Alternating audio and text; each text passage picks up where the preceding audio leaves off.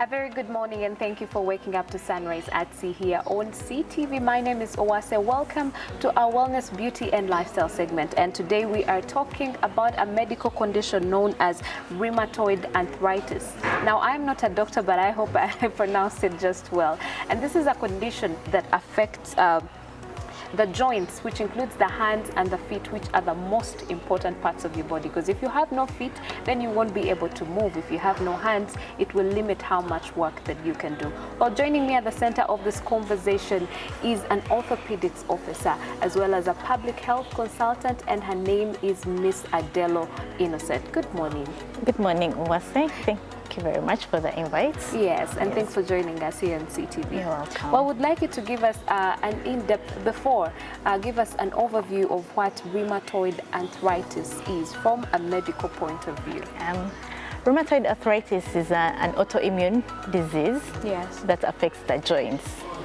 Let me explain it. I don't want to use the medical term autoimmune, but let me explain it into a way an everyday person can easily understand. Yes.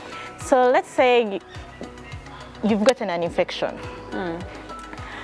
The body identifies that that infection is not supposed to be in the body. So it produces certain substances that will come and fight off the infection. Yes. That's in the normal perspective. Now, when it comes to rheumatoid arthritis, the body, instead of fighting off an infection, it's instead fighting itself off. Oh. Yes, it's fighting itself off. So it goes into the joints. It mainly affects the small joints, but it can easily spread to the other joints as well. Yes. So it's more common in the small joints. Yes. Yes. What is this condition about? What is rheumatoid arthritis all about? Oftentimes, when someone has rheumatoid arthritis, or when they're presenting presentations of rheumatoid arthritis, the person will tend to have morning stiffness in the joints, the small joints. There's a lot of pain. There is redness amongst the joints. When they try to do some things, they really find it very difficult. Yes. So its time of onset is not really known, though most times it tends to exhibit amongst the adult population. Yes. The adult population. Yes. Okay? What happens is the more you grow, the more the body functions. But the body can get like a defect in its system whereby it will produce antibodies, let me call them antibodies, to come and fight against itself. Yes. So you'll find that it will come to the joint system, fight off the I'm looking for a simpler word. A simpler word. No, you can tell us in those difficult terms, we'll be able to. The body will come amongst the joints and then it will try to fight off itself, thereby causing the cartilage to wear out. Yes, and even the synovial fluid to kind of reduce amongst the joints. Why you're able to do all these things is because we have cartilage amongst the body in our joints. You have cartilage, you have synovial fluid. So you're able to do all the movements very freely. So when there is a problem, you'll tend to find that someone is stiff like this, then the cartilage is worn off. When you try to do like this, you feel a lot of pain. Yes.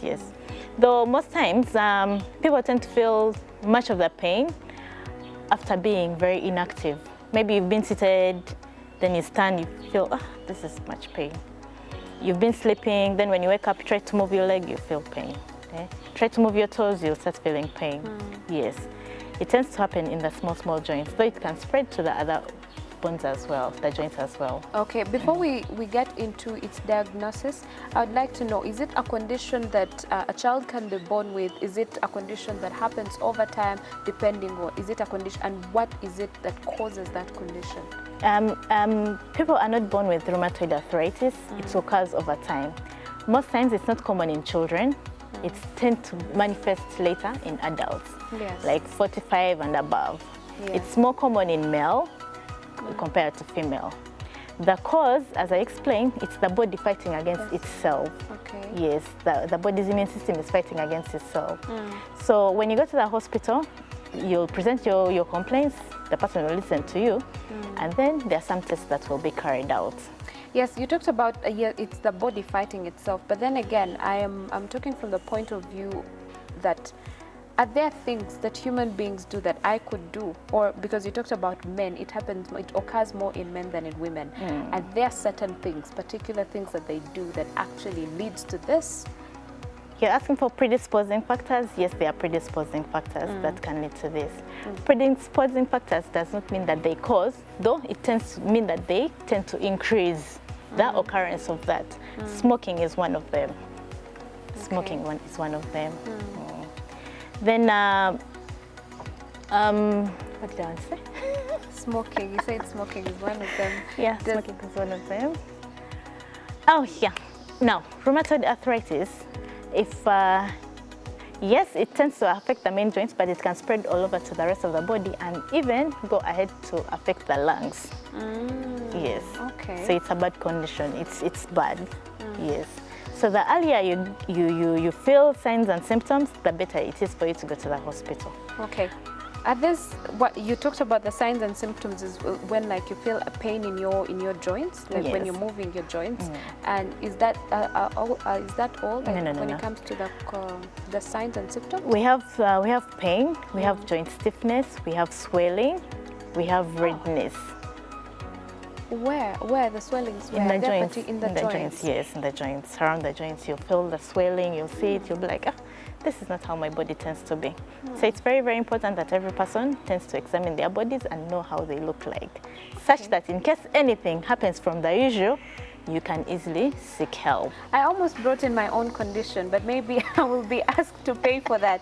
But let's now dive into its diagnosis. What is rheumatoid arthritis diagnosis? How do they diagnose it? Oftentimes, when you go to the hospital, we'll ask you to do an X-ray. In the okay, there are certain modalities that we'll do. X-rays, then we'll take off some blood samples. We are looking out for certain features. The X-ray will come back with, how do they call them? When you look at the joint, you'll see some growths, and then the joint space has reduced, and then you'll also tend to see the swellings. Yes.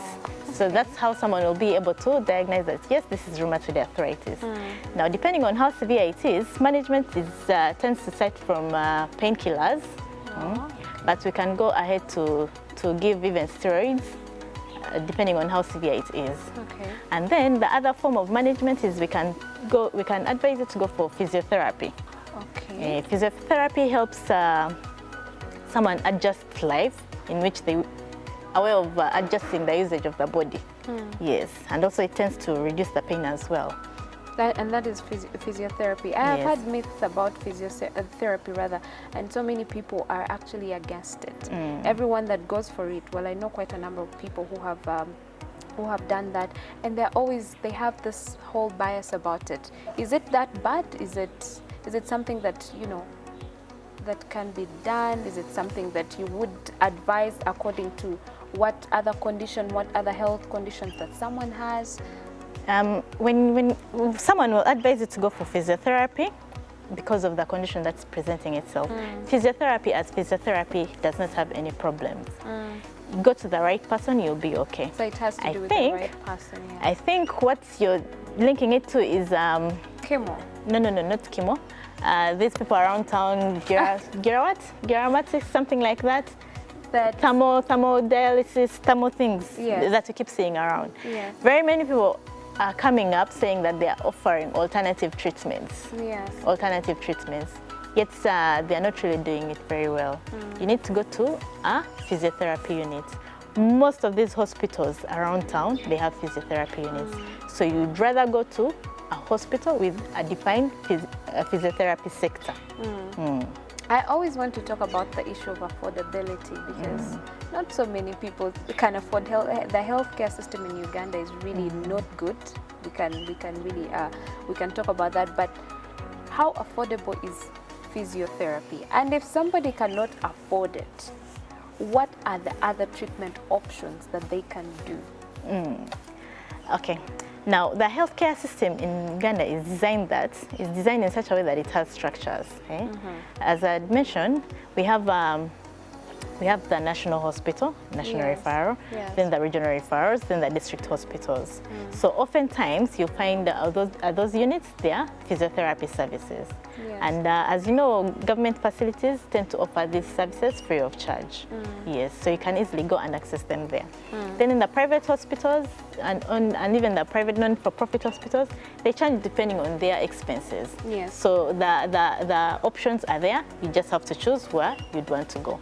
Okay, and as we wrap up this conversation, I would like you to tell us, are there some changes that men or that women can do in a bid to curb down this condition? Osteoarthritis, Yes, this condition. Or if they have had it before and they got treatment and they're now well, is there a way they can prevent reoccurrence? Once someone has had osteoarthritis, it's there. What we do is we try to simplify life and also reduce its regression. Yes. Okay? So the painkillers are there, physio is there. Depending on how severe you are, probably the injections will be there, but oftentimes when it's too much, you can even go for surgeries as well. You can go for surgeries. But what it encourages, as a healthy lifestyle is more important, exercise on a daily basis, reduce on your alcohol intake, reduce on your smoking. Actually, it's better if you do not even smoke at all. Yes. We recently passed a law against public smoking. Yes. Though I don't know how effectively that is being executed. Yeah.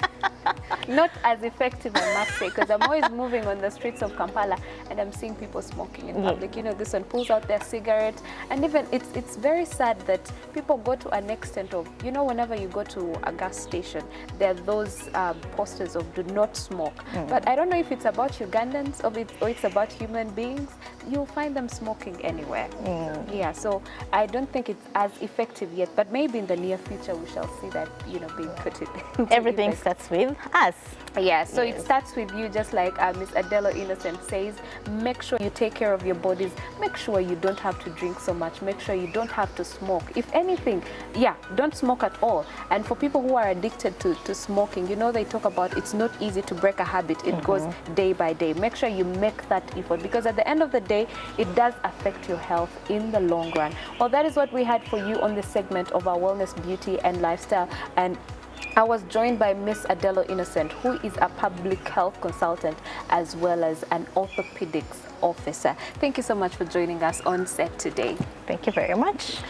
Well, don't go anywhere. Sunrise at Sea continues. Good morning and don't blink.